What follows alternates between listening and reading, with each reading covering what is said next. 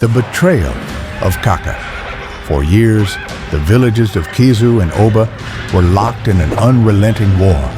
Land, power, and old grudges fueled the conflict, leaving countless dead on both sides.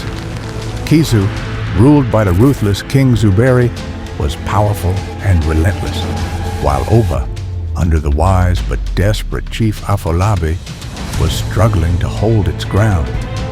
Realizing that further war would only lead to total destruction, Oba sought peace.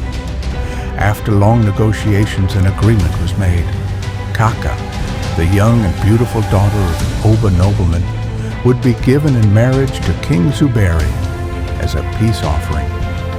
She was to be a bridge between the two villages, a living symbol of unity.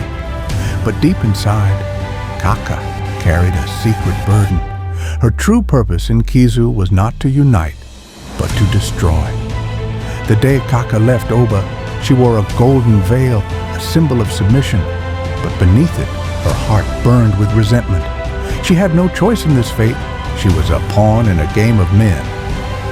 At the gates of Kizu, she was received with cold ceremony. King Zuberi, tall and imposing, barely looked at her as he claimed her as his wife. He made it clear that she was now his property, a mere token of war.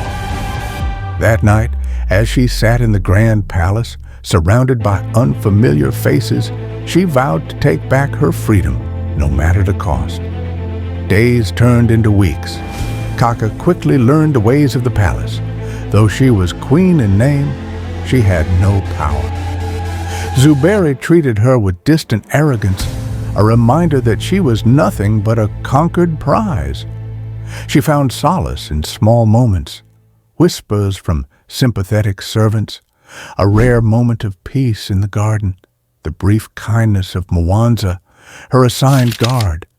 But she also found enemies. Elder Jabari, the king's advisor, watched her closely, convinced she was a spy. Queen Mother Sefu despised her, believing she would bring misfortune to Kizu. And worst of all, Zuberi himself began to tire of her presence. Then came the night of the first beating.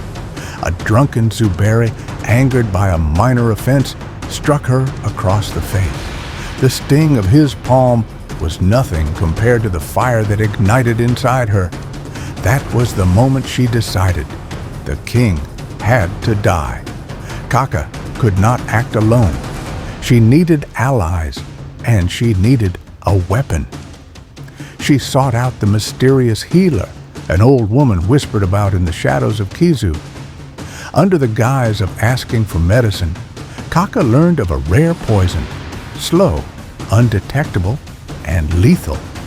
It was used only in desperate times, a weapon of the weak against the strong. Her second ally came unexpectedly, Mwanza, her guard. He had seen her pain, and though loyal to the king, his heart was not made of stone. He smuggled her the poison, though he never asked what it was for. The plan was simple. Zuberi loved his evening wine. A few drops, night after night, would weaken him until his body could take no more. It began subtly. At first, the king only complained of fatigue. Then his body grew weak, his temper shorter. By the fourth week, he could barely rise from his bed. The great warrior king of Kizu was reduced to a shadow of himself. The palace was thrown into chaos. Healers were summoned, but none could explain his mysterious illness. Some whispered it was a curse from the gods. Only Kaka knew the truth. Then, on a stormy night, Zuberi breathed his last. Kizu mourned, but in the shadows, Kaka allowed herself a single smile. The warlord was dead, but vengeance is never without consequence. With Zuberi gone, chaos erupted. Prince Damu, his ambitious younger brother, saw an opportunity. He quickly moved to claim the throne, and in doing so, sought to erase all traces of the Oba Peace Treaty. Kaka, once a queen, was now a liability. Elder Jabari's suspicions had never faded. He accused her of witchcraft, of bringing a dark curse upon Kizu. The Queen Mother, desperate for someone to blame, supported him. The punishment for a cursed queen was death. As the people of Kizu turned against her, Kaka realized too late. She had freed herself from one prison only to fall into another. The night before her execution, an unexpected ally emerged, Mwanza. The guard who had helped her before could not bear to see her die.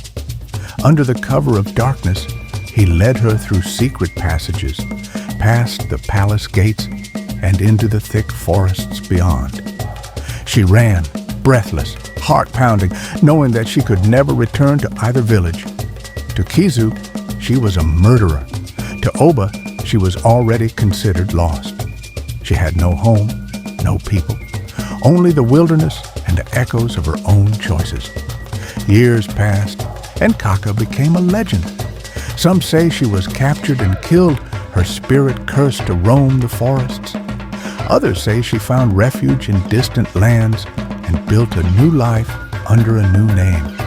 But one story remains, the tale of the girl who ended a war, who destroyed a king, and who vanished like a whisper in the wind.